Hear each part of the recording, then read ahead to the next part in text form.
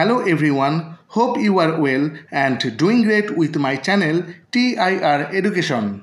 Dear learners, আজকে আমরা বিস্তারিতভাবে জানব প্রেজেন্ট ইনডিফিনিট টেন্স সম্পর্কে।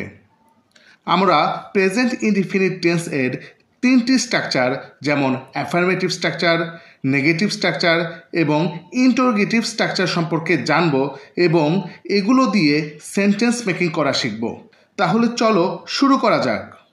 প্রথমেই রয়েছে অ্যাফার্মেটিভ বা হ্যাঁ-বোধক স্ট্রাকচার, যেমন সাবজেক্ট প্লাস V1 অর্থাৎ মূল ভার্বের প্রেজেন্ট ফর্ম প্লাস অবজেক্ট। চলো আমরা কিছু এক্সাম্পল দেখি।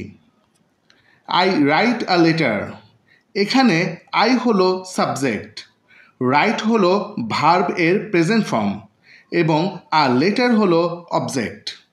ঠিক তেমনি দে প্লে ফুটবল, এখানে দে সাবজেক্ট, প্লে V1 হিসাবে ব্যবহৃত হয়েছে এবং ফুটবল হলো অবজেক্ট। এরপর he works in the park, এখানে হি হলো সাবজেক্ট, ওয়ার্কস হলো ভার্বের প্রেজেন্ট ফর্ম এবং ইন দ্য পার্ক হলো অবজেক্ট। এখানে হি থার্ড পারসন সিঙ্গুলার নাম্বার হওয়ায় ভার্ব ওয়ার্ক এর সঙ্গে এস যুক্ত হয়েছে, কারণ আমরা জানি প্রেজেন্ট ইনডিফিনিট টেন্সের ক্ষেত্রে subject third person singular number হলে ভার্বের সাথে এস বা ইএস যুক্ত হয়। আমরা আরও জানি হি, শি, ইট এবং যে কোনো নাম হলো থার্ড পারসন সিঙ্গুলার নাম্বার। তো চলো আরও কিছু এক্সাম্পলের মাধ্যমে আমরা বিষয়টি আরও ভালোভাবে বুঝে নেই। I run in the field, আমি মাঠে দৌড়াই। উই লার্ন ইংলিশ, আমরা ইংরেজি শিখি। হি ক্যাচেস ফিশ, সে মাছ ধরে। সীমা সিংস সং, সীমা গান গায়। ফ্রেন্ডস, এরপর রয়েছে নেগেটিভ বা না-বোধক স্ট্রাকচার, যেমন সাবজেক্ট প্লাস ডু অথবা ডাজ প্লাস নট প্লাস ভার্বের প্রেজেন্ট ফর্ম প্লাস অবজেক্ট। এখানে লক্ষণীয় বিষয় হলো সাবজেক্টের পর ডু অথবা ডাজ বসাতে হবে এবং এরপর একটি নট বসাতে হবে।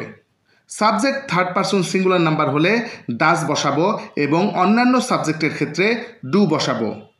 চলো আমরা কিছু এক্সাম্পল দেখি।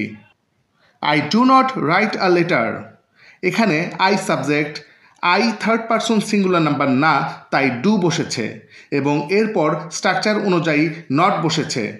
তারপর রাইট হলো ভার্ব এবং আর লেটার হলো object. They do not play football, এখানে দে সাবজেক্ট, স্ট্রাকচার অনুযায়ী ডু নট বসেছে এবং তারপর প্লে হলো ভার্ব এবং ফুটবল হলো অবজেক্ট।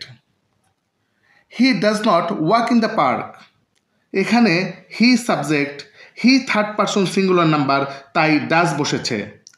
এরপর নট এবং ওয়ার্ক হলো ভার্ব, তারপর ইন দ্য পার্ক হলো অবজেক্ট। এখানে একটি লক্ষণীয় বিষয় হলো সেন্টেন্সটিতে ডাজ বসেছে, এজন্য ভার্ব ওয়ার্কের সঙ্গে এস বা ইএস যুক্ত হয়নি, কারণ আমরা জানি কোনো সেন্টেন্স এ ডাজ থাকলে এরপর ভার্বের সঙ্গে এস বা ইএস যুক্ত করতে হয় না। চলো আমরা আরও কিছু এক্সাম্পলের মাধ্যমে বিষয়টি বিস্তারিতভাবে জেনে নেই।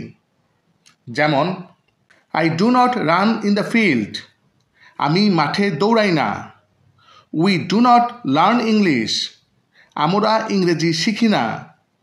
হি ডাজ নট ক্যাচ ফিশ, সে মাছ ধরে না।